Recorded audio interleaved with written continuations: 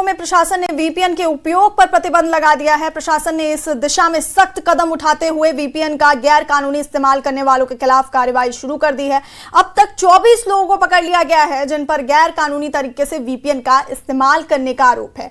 VPN सामान्य तौर पर सुरक्षा और प्राइवेसी के लिए उपयोगी है, लेकिन गलत इस्तेमाल के चलते प्रशासन ने कुछ क्षेत्रों में वीपीएन पर प्रतिबंध लगाकर कार्रवाई शुरू कर दी है। देखिए खास रिपोर्ट।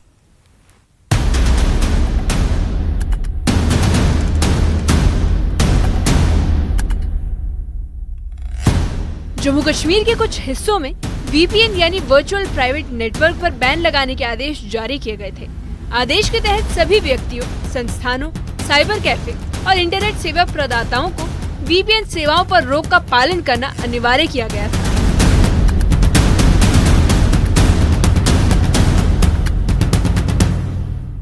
जिसके बाद प्रशासन के आदेशों का पालन करते हुए वीपीएन उपयोगकर्ताओं के खिलाफ कार्रवाई शुरू कर दी गई थी।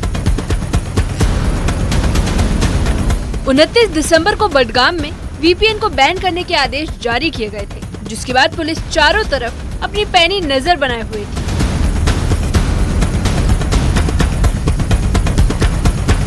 पुलिस ने सख्त निर्देश दिए कि आदेशों का उल्लंघन करने वालों के खिलाफ सख्त कार्रवाई की जाएगी। पुलिस ने कार्रवाई के दौरान अब तक 24 लोगों को पकड़ा है, जिन पर गैर कानूनी तरीके से वीपीएन बैन करने के आरोप है। इसके अलावा 2 लोगों के खिलाफ एफआईआर दर्ज हुई है, जो टेरर लिंक मामले से जुड़े पाए गए हैं।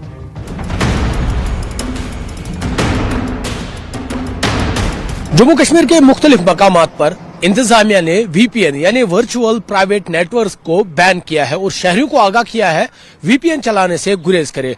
एक तरफ से वीपीएन बैन हुआ और दूसरी जानिब जम्मू कश्मीर पुलिस का एक्शन सामने आया और कई इलाकों में वीपीएन चलाने वालों के खिलाफ कार्रवाई हुई और कई इलाकों में उन अफराद को बुक किया गया, उन्हें क्वेश्चनिंग के लिए बुलाया गया जो वीपीएन चला रहे थे।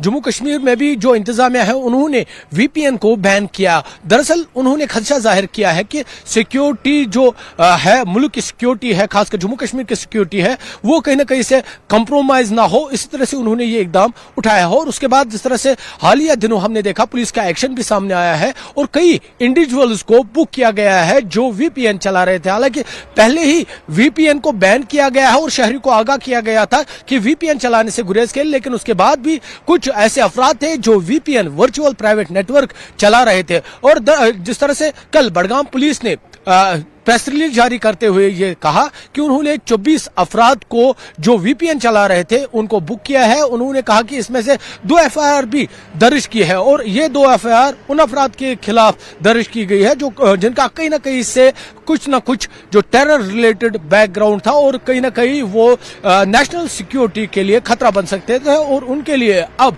जो है एफआईआर दर्ज की है। सवाल अब ये है कि आखिर प्रशासन द्वारा वीपीएन पर रोक लगाने के बावजूद वो कौन लोग हैं जो वीपीएन का अब भी इस्तेमाल कर रहे हैं।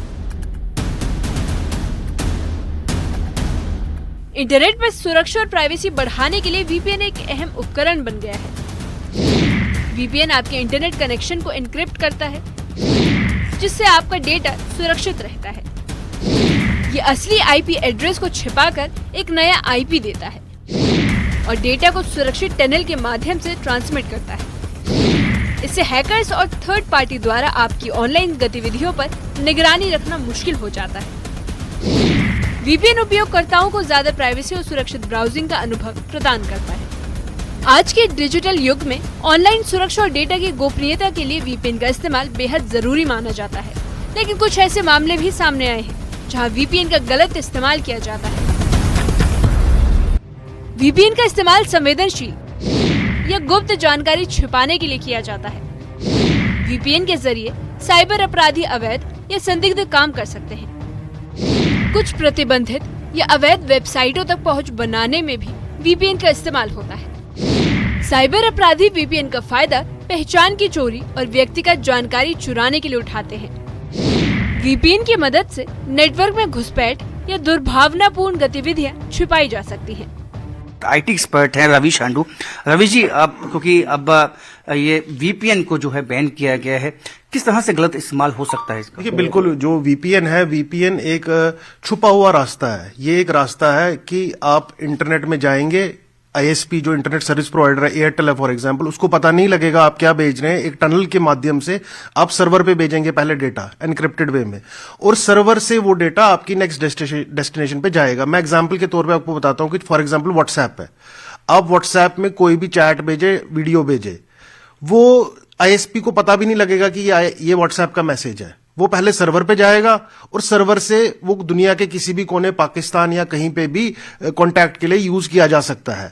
तो इसमें आप एनक्रिप्टेड वे में और चीजें भी भेज सकते हैं, जैसे कोई ट्रेनिंग मॉड्यूल्स होते हैं, आपके कोई कागज होते हैं जो आपने लोगों में बांटने होते हैं, जिससे लोगों के अंदर जो अलगाववाद की भावना है वो बढ़ती है। कोई ऐसे डॉक्यूमेंट्स होते हैं, कोई वीडियोस, ट्रेनिंग वीडियोस होते हैं, बम मेकिंग वीडियोस होते हैं। तो वो आपको, ये जो लोग हैं पाकिस्तान से, वो आईएसपी को बाईपास करके एक टनल के माध्यम से, वीपीएन उसको बोला जाता है, उस टनल के माध्यम से वो अपने सही कॉन्टैक्ट तक पहुंचाया जाता है। ये बेसिकली वीपीएन का बेसिक है। गौरतलब है कि जम्मू और कश्मीर प्रशासन ने धारा 163 के तहत केंद्र शासित प्रदेश के कुछ हिस्सों में वीपीएन के उपयोग पर प्रतिबंध लगा दिया है और ये फैसला साइबर खतरों के मद्देनजर लिया गया है।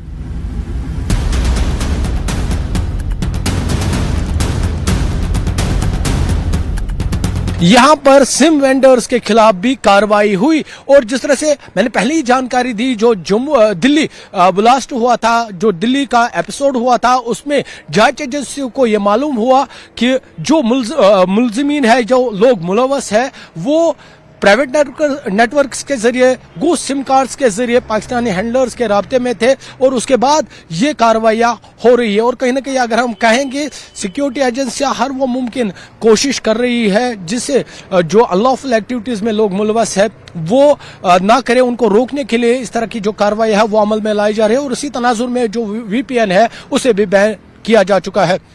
अफाक शाह के साथ आबिद हुसैन, न्यूज़ 18 श्रीनगर।